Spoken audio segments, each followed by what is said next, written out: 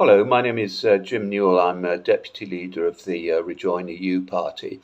We're about halfway through the general election campaign now, and yesterday the Labour Party launched its election manifesto, so I wanted to reflect a little bit on that and where the Labour Party's at and what it all means, really. And the first thing I suppose that comes into my mind is that while I may be guilty of wishful thinking, I have to say that I feel quite optimistic about the election campaign. Yes, the Tories are unpopular, but I think that the Labour Party is failing to inspire. I think we have to remember that the predicted Labour landslide is one of seats, not of votes.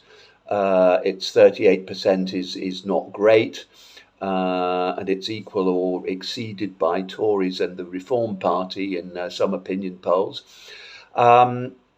So that therefore what we could see is a situation in which the Labour Party ends up with a massive majority on the back of fewer votes that it actually attracted in 2017.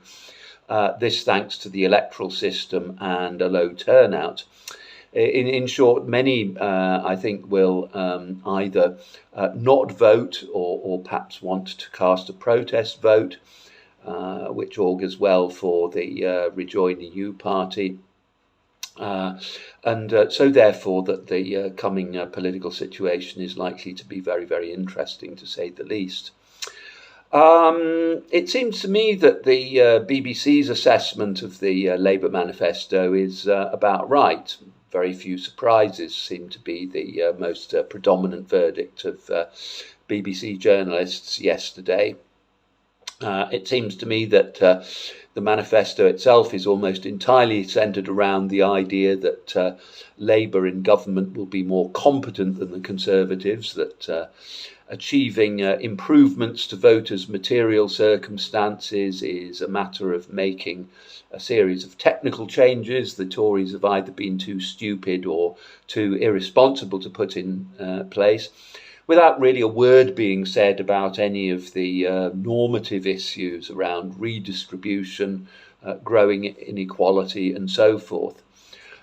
In fact, the word equality itself is mentioned only once, and then in the context of a series of paragraphs on making work pay and a moralising discourse echoing the Conservatives' manifesto about how people who can work should work, and about how there will be consequences for those who do not fulfill their obligations. So, as I say in the leaflet that I've prepared for my election campaign in Stretford and Urmston, it seems to me that you really can't get a cigarette paper between the offerings of the Conservative and Labour parties. Manifestos are very, very important documents, as we all know, although few people have either the time or the inclination to read through and digest and absorb their contents in great detail. They provide the substance of journalistic coverage. They provide the substance of public debate during election campaigns. And so therefore they form the basis on which parties ask voters to give them a mandate for the formation of a government if they win an overall majority of seats in the House of Commons.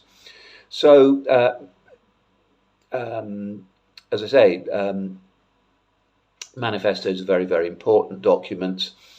And this means that it's very, very important for parties to stick to what they say they will do in their manifestos. Parties generally tend to be very, very unpopular if they end up doing things which contradict what they say in their manifestos. We all remember the famous case of the Liberal Democrats following the formation of the Liberal Democrat Conservative coalition in 2010. We all remember what happened to them when, having gone into the election campaign asking for a mandate not to increase tuition fees for university students, they then promptly did precisely that. So parties become very unpopular if they contradict what they do or what they say in their manifestos, because it breaks the relationship of trust which They are assumed to have established with voters by competing for office, by presenting to voters a series of policies in their manifestos on the basis of which they ask for a mandate. So breaking what you say you will do in your manifesto is considered very, very undemocratic. So it's for that reason, and of course parties that do that become instantly very, very unpopular. So it's for that reason that I feel very curious about a recent video I saw put out by the New Statesman involving an interview with Andrew Marr, who suggests that the Labour Party in office is likely to be very much more radical than we might be led to expect on the basis of a reading of its manifesto. It strikes me as being very, very curious because, from what I can see from the interview, the only grounds on which Marr is suggesting that we might be entitled to expect a Labour government to be more radical than we might assume from the manifesto is that it is likely to have a very, very large majority. Why that would entitle us to expect by itself greater radicalism on the part of the Labour Party, I'm not quite sure. And as I've said, it seems to me that if this were to involve contradicting the manifesto on the basis of which it had asked for a mandate to govern, this would make it very, very unpopular. So I remain to be convinced, and for the moment, having looked at the Labour Party manifesto, I remain of the view that we are unlikely to see anything particularly earth-shattering on the part of the Labour Party in government, that it remains the case that we can't really get a cigarette paper between Labour and the Conservatives. And we can see this if we go through the various proposals set out in the manifesto. So I've already mentioned in the area of taxation, for example, there is absolutely no mention of rising inequality in the Labour manifesto. In fact, the manifesto is revealing as much for what it doesn't say as to what it does say. So no mention of a wealth tax, no mention of rent controls, no mention of abolishing the two-child benefits cap, no mention of a fully funded national care service offering care freely available to anybody who needs it.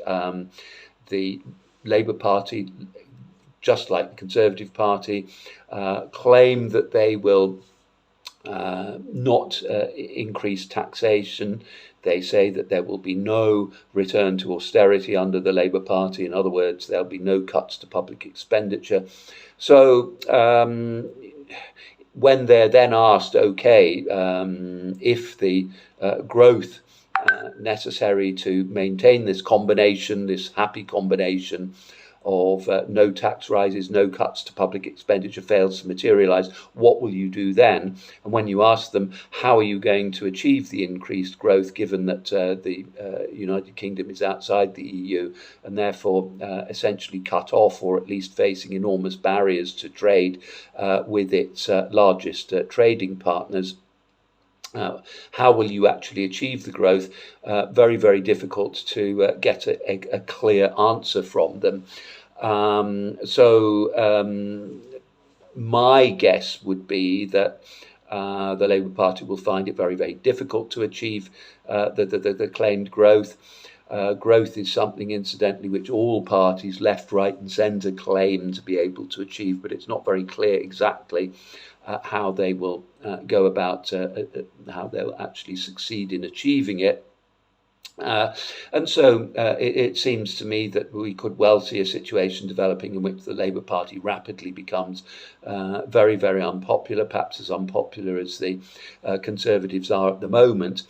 and that having spent a considerable amount of time trying to build a defence against Farageism and the far right in British politics by becoming Farageist himself, Keir Starmer could soon find himself leading a party which, as I say, is unpopular as the Conservative Party is now, and the far right becoming even stronger than it is already. On migration, another area where you can't get a cigarette paper between the Labour and the Conservative Party. Yes, the Labour Party opposes the Tories' Rwanda plan, but not because it's morally repugnant, but simply because they think that it's practically unworkable. Like the Conservatives, they frame the refugee crisis as a security issue. Like the Conservatives, they call for a reduction in net migration to be achieved partly through restrictions on visas, all policies that the Conservative Party is proposing. On climate change as well, very, very similar. Labour says it will not revoke existing licences for oil and gas exploration in the North Sea. On the other hand, the manifesto goes on to say we will not issue new licences to explore new fields because they will only accelerate the worsening climate crisis, to which one is prompted to want to ask the obvious question, well, if that is the case, why will you not revoke the existing ones then? And then finally, the issue that I'm most concerned with is Brexit, of course. In the Labour Party manifesto, the term Brexit appears only once. It says that with Labour, Britain will stay outside the EU. It's rather curious, actually, what it says on Brexit, because on the one hand, it says that it will stay outside the EU, but on the other hand, it says, but to seize the opportunities ahead, we must make Brexit work. Identical to the Tories' position on Brexit. Curious, though, because it goes on to say we will reset the relationship and seek to deepen ties with our European friends, neighbours and allies. And it seems to me that the party, in phrasing it in those terms, is trying to have it both ways. In other words, it's trying to appease the die-hard Brexiteers that it's terrified of taking on, but while also giving the impression to Remainers, to those of us who understand that Brexit is the single most important issue underlying our current misery, giving the impression to those people that in government, Labour, in fact, may after all move back to the EU so that therefore they can safely vote for the party. In other words, trying to have it both ways. I think we are entitled to believe, to be very cynical about how much the Labour Party will actually do in terms of drawing closer to Europe.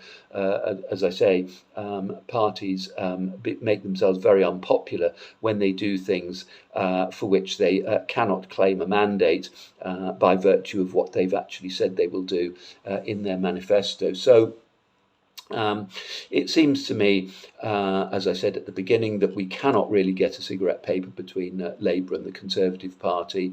If you want a more radical alternative, then it's necessary to vote against Keir Starmer, because Keir Starmer knows very well that thanks to the electoral system, voters' effective choices are limited to the two front runners, and that because the Conservative Party is so unpopular, therefore he doesn't need really to offer very much in order to gain the support of people who would like to rejoin the EU and people who are looking for a more progressive alternative to the Conservative Party. So if that is what you want, it seems to me that the only option is to rebel against Keir Starmer.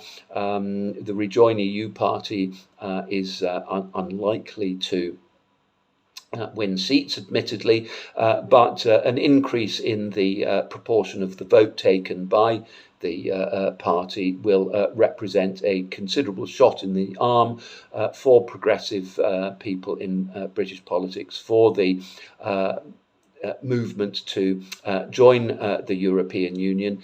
It is likely that we will find what happened after the May election in London also happening after the general election, that people will be encouraged to come forward if we have a good performance.